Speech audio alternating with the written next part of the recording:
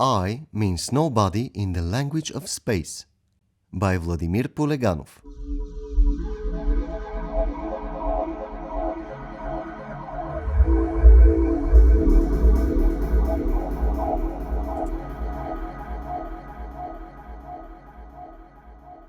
One. Dreaming. Every child on earth dreams. I suppose the same could be said for adults, but I can't be sure. I am one of Earth's children. Sometimes at breakfast, my mother and father would share with me what they've dreamed about, but that doesn't happen every morning. Their dreams sound different from mine. My mother often dreams of long dead people. My father mainly of things related to movement. I dream of the cosmos, and I can't say why, nor what it looks like. They say it's a place. Since I can't go there, nor will I ever be able to, there's no way to check if it really is a place or something else. If I were to judge by the contents of my dreams, which sound and look like this,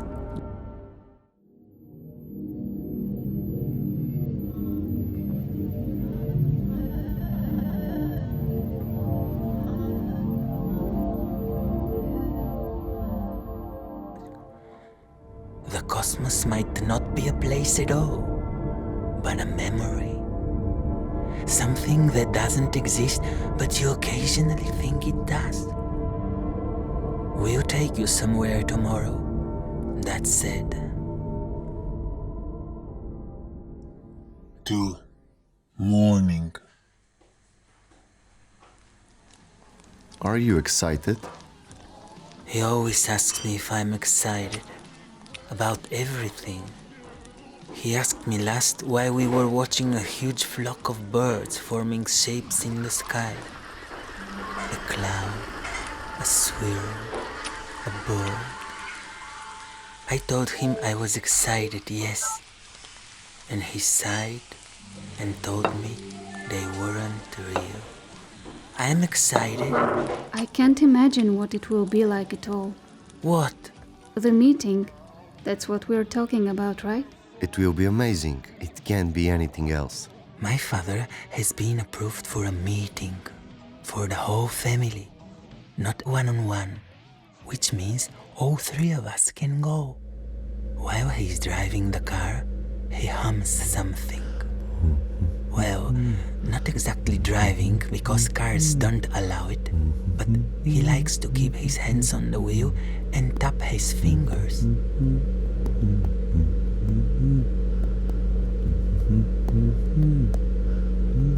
I think I'll fall asleep. I think it's the car or his song or the sky above the transparent roof. Nothing ever happens there.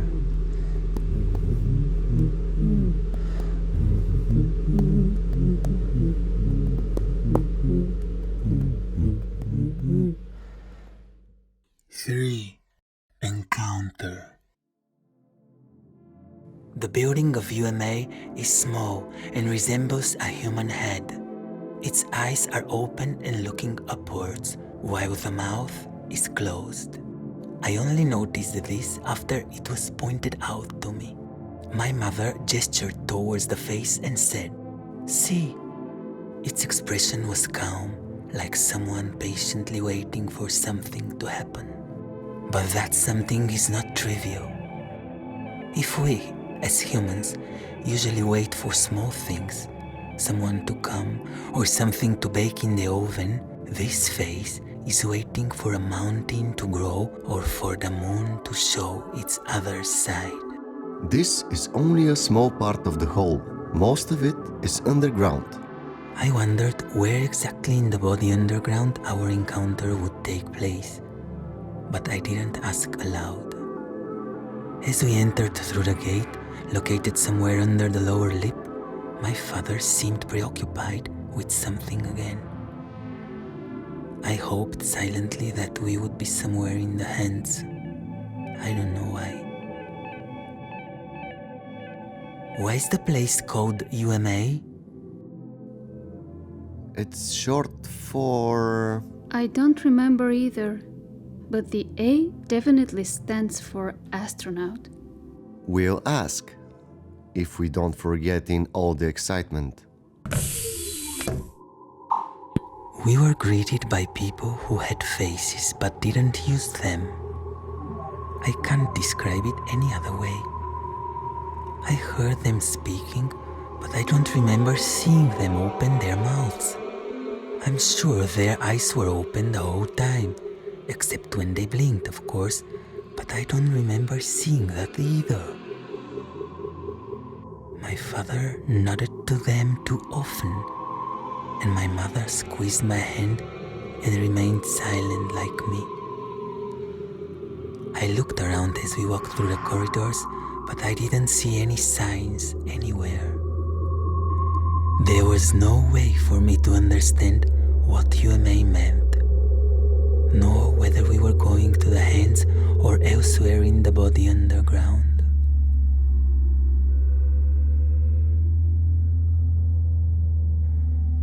Are you excited? The room they led us into was empty. There was nowhere to sit, nor anything to look at. We were in something like nothing, and the room probably wasn't a room. But I can't explain that, although I'm sure there is an explanation. Oh my. At first, I couldn't tell if I heard that or not. Then I looked up at my mother and saw her hand slowly descending downwards, now passing right over her chin, and her eyes were wide open. That's how I saw them. Not her eyes, but them. They had appeared suddenly. I don't know how my father had gone to them. I don't know when and how he was talking to the other. I don't know which of the two was my father. They really looked like us. Sometimes I look in the mirror and can't understand what I see. When I do, I try not to say something, anything. Not that the other side would understand me or reply. At most, they would repeat or do one of their own things. Mirrors at home no longer show you how you look. I know that from my mother, who sometimes seems displeased with this fact. Mirrors know much more about us than we do about them. For example, I've had times when I pass by a mirror and realize I'm hungry. Or look and see myself and nothing else. 3. Encounter. Inside there was no one else except the 6 of us. Us and them. Real people can't leave Earth. Something in their bodies prevents it, or something in their brains doesn't allow them to properly decipher what the cosmos is telling them. I don't know exactly.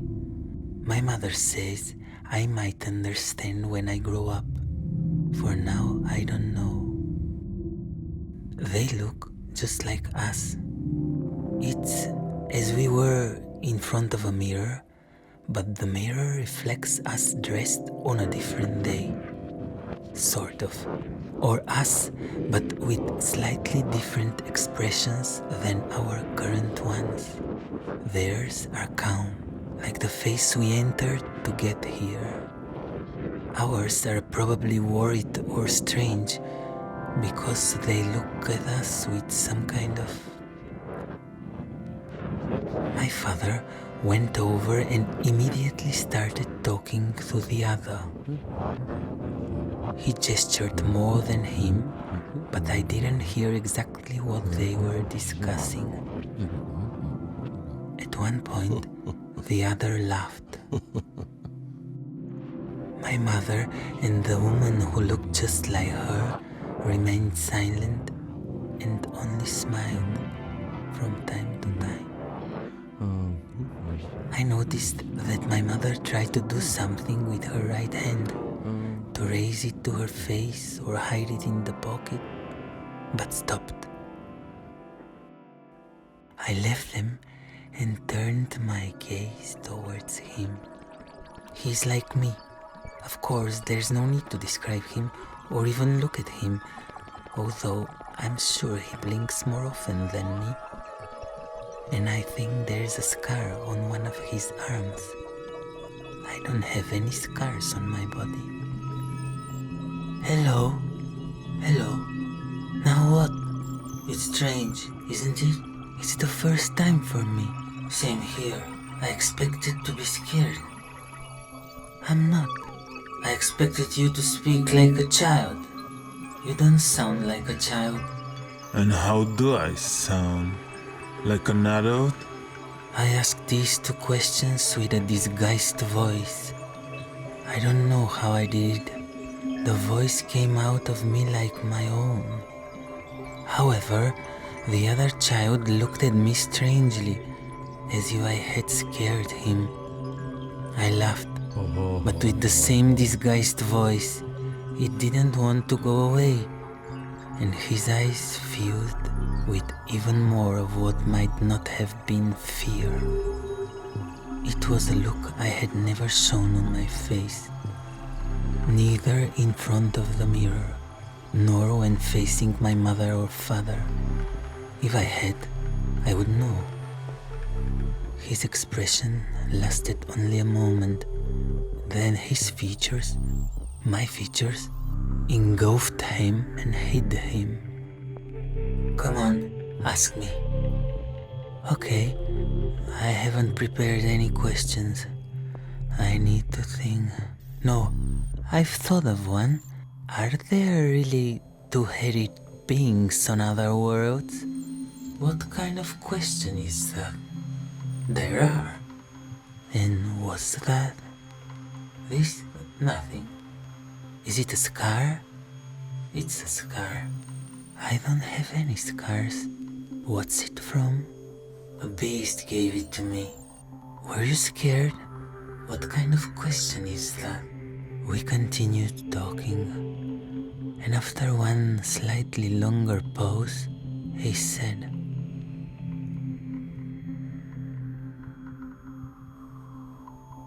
I have all your memories, but you don't have mine. I think it's fair. Why? He didn't answer me. 5. Gift. I felt someone's hand on my shoulder. I turned my head up and saw my mother. The other one was beside her. Both were looking at me. We're leaving soon.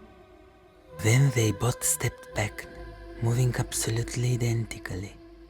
I looked around but didn't see my father and the other one. However, I heard their laughter from somewhere.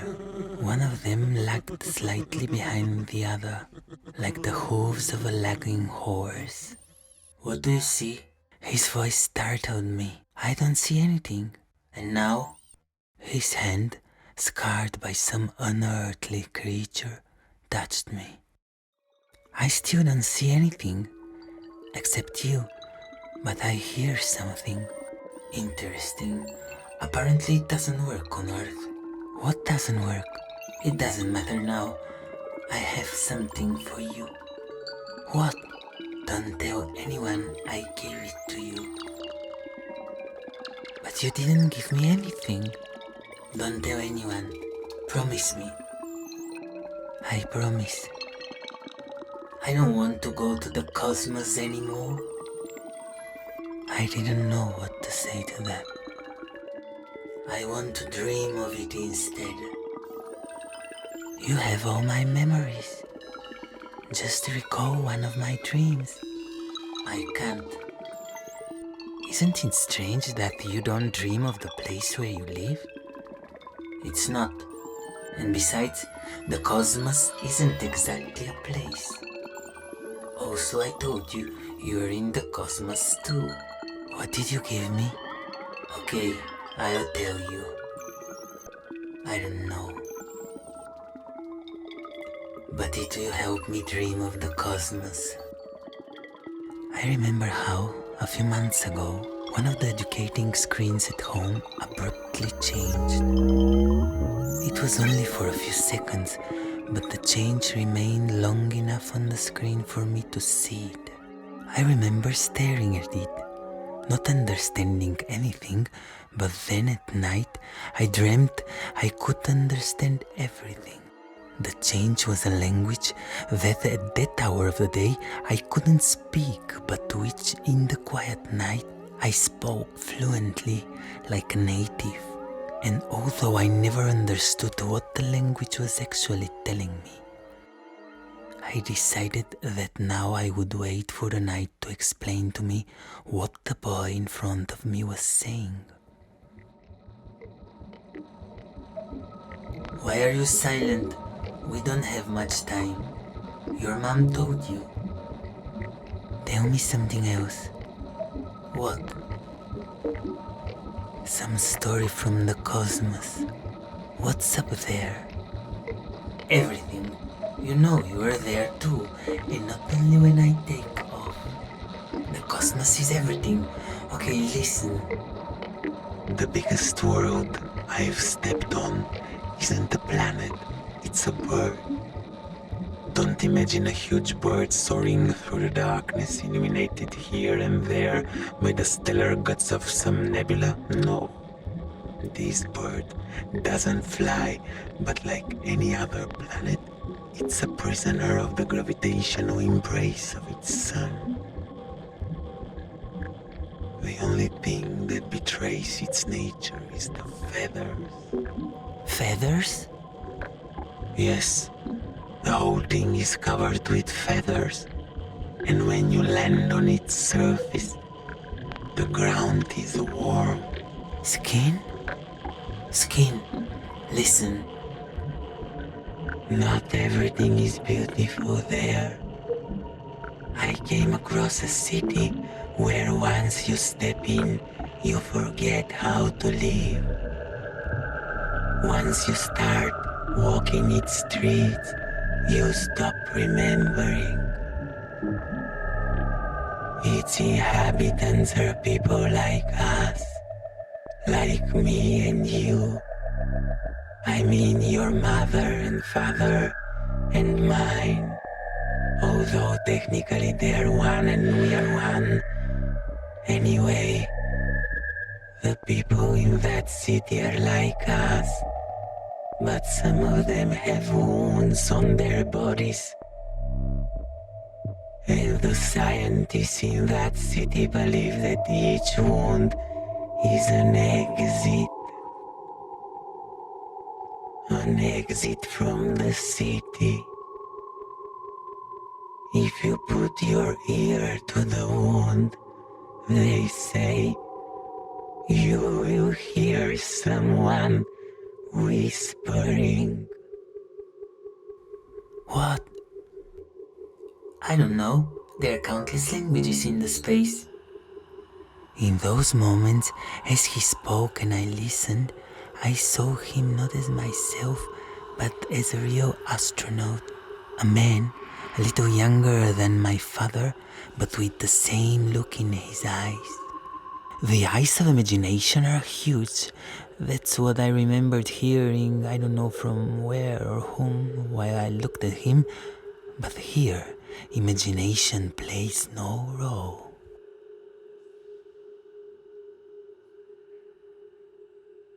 6 days. The meeting between us and the others happened a few days or weeks ago. I don't remember exactly. Since then, we've been at home and they in space.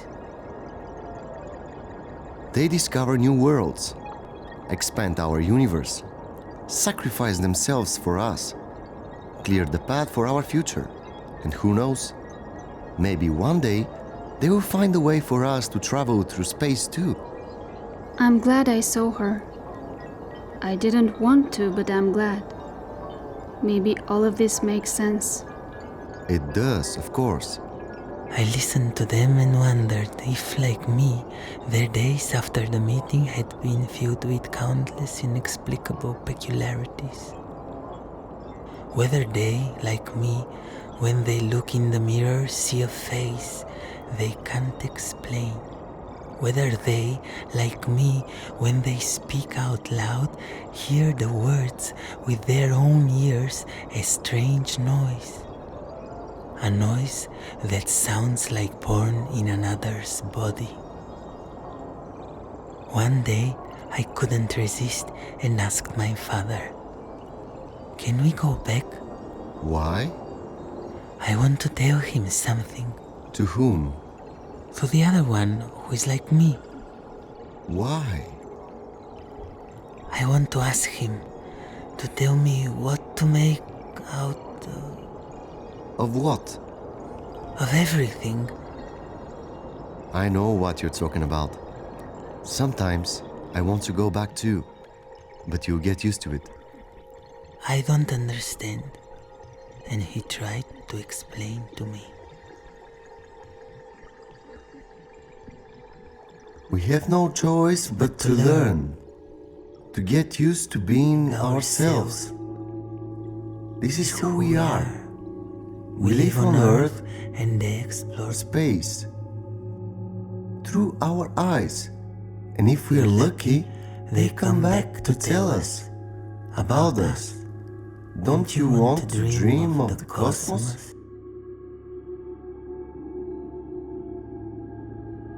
Seven.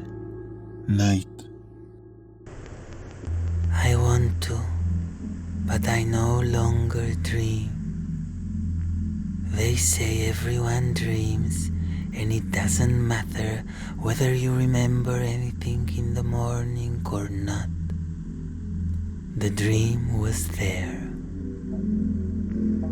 My nights have become inhospitable to dreams. Just like the ecosystems we learn about in school, my night is a place where something, some catastrophe or experiment has permanently removed one or two elements of the elements that make it a whole. The night is short and the day after stretches into something endless. But even in its endlessness, as large as it may be, there's no room for the cosmos because I can't even think about it during the day. I only know the word cosmos, but not what exactly it means, nor what exactly I want to dream when I close my eyes at night. I don't even know if it's a place that my consciousness, freed from the obligation of dreaming, should feel.